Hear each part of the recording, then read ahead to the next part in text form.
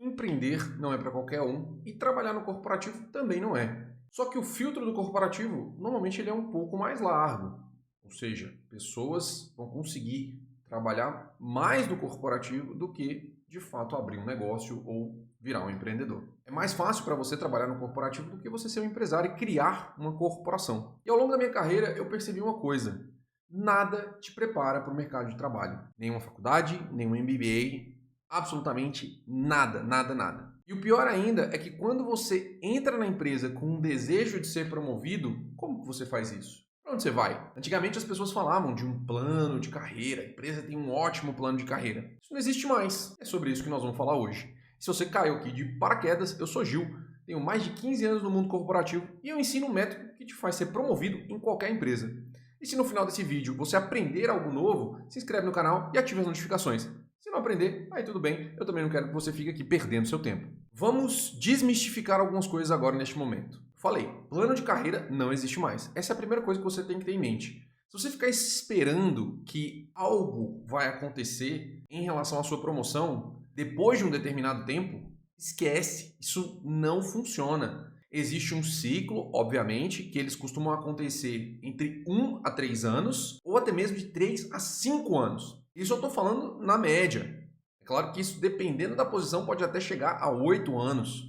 Qual que é a principal informação que você precisa? Saber para onde você quer ir, para onde você quer crescer. Refletir sobre esse momento é crucial para que você desenvolva corretamente as competências necessárias para ocupar o próximo cargo. Você não precisa saber qual área você quer especificamente por enquanto, mas você quer ser gerente? Você quer ser um consultor técnico? Qual que é a sua vontade? O que está aí em você que te move?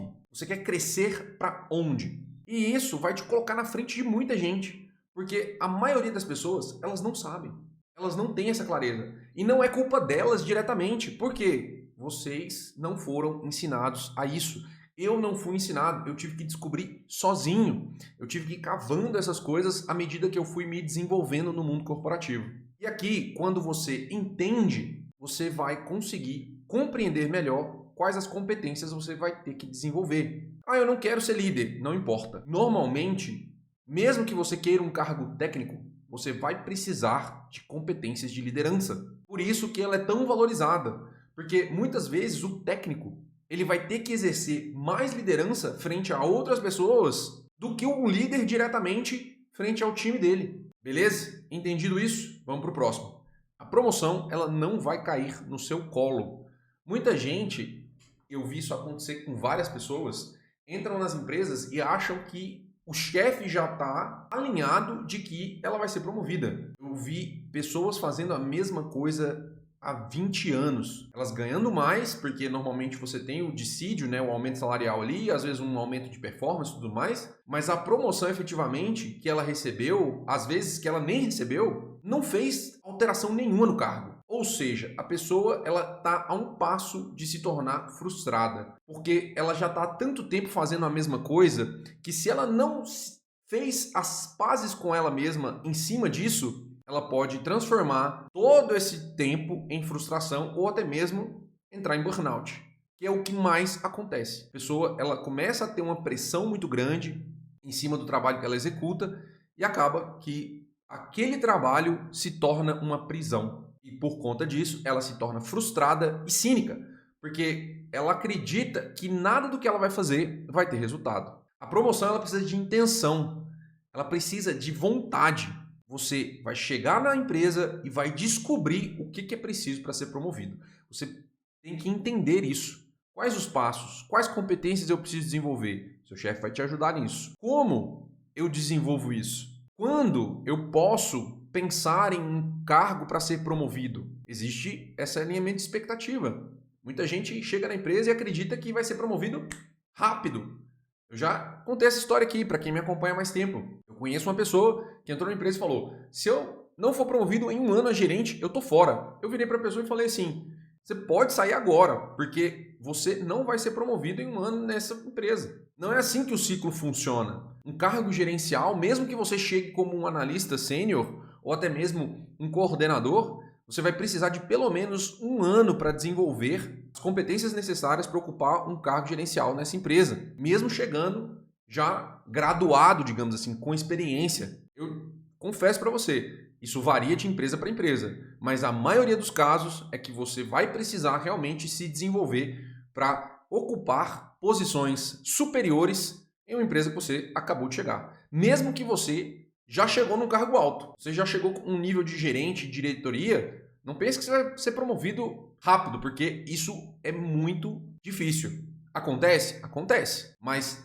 existem circunstâncias que você não controla que provavelmente influenciaram para que os exemplos que existem desses sejam mais raros. Outra coisa, você vai precisar do seu chefe, mesmo que ele seja ruim.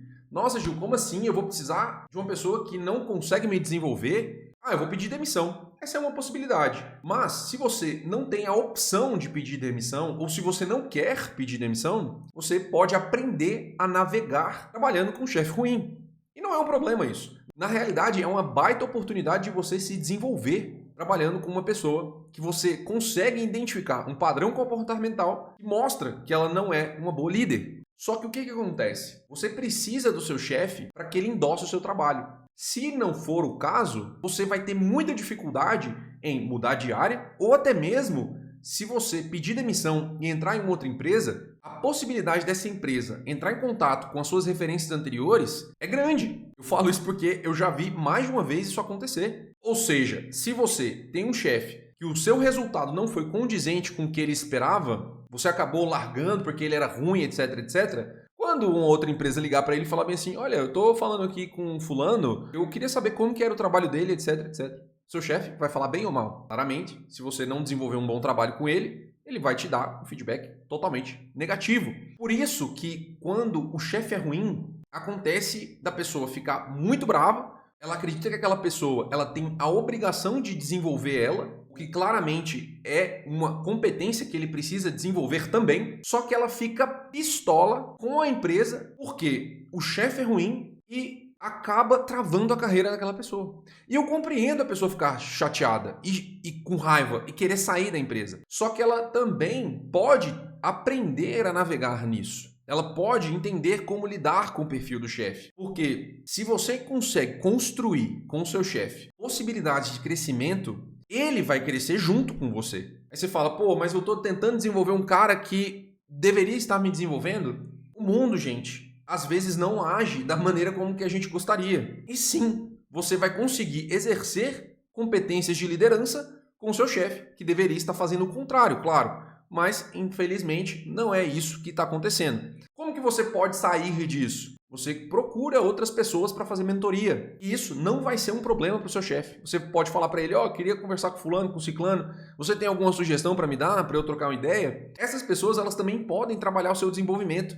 Claramente, sem passar em cima do seu chefe. Você vai mostrar uma sinergia com o seu chefe no momento que isso acontecer. Então, pessoal, quando o seu chefe é ruim, o ideal é você trabalhar em conjunto com ele, ao invés de trabalhar contra ele. Ou acabar ficando amargurado e fazendo o básico por si só e, consequentemente, estagnando na carreira. Outro ponto, à medida que você sobe, mais política você vai ter que fazer. E isso não significa que você é um puxa-saco. Eu dei o nome para isso de diplomacia corporativa. E muita gente acha que puxa-saco é aquela pessoa que conhece todo mundo, que bajula todo mundo, etc, etc. Essa pessoa sim. Só que o puxa-saco de verdade, além disso, ele vende resultados que não é dele. E quando você engambela uma pessoa que tem um know-how, ou seja, um líder que é bom, um diretor mais graduado, ele sabe que você está enrolando. Ele sabe que você não tem entrega. Ele sabe que você está ali tentando, de alguma maneira, ganhar um espaço que você ainda não tem autoridade para chegar lá. E quando isso acontece, você acaba queimando seu filme,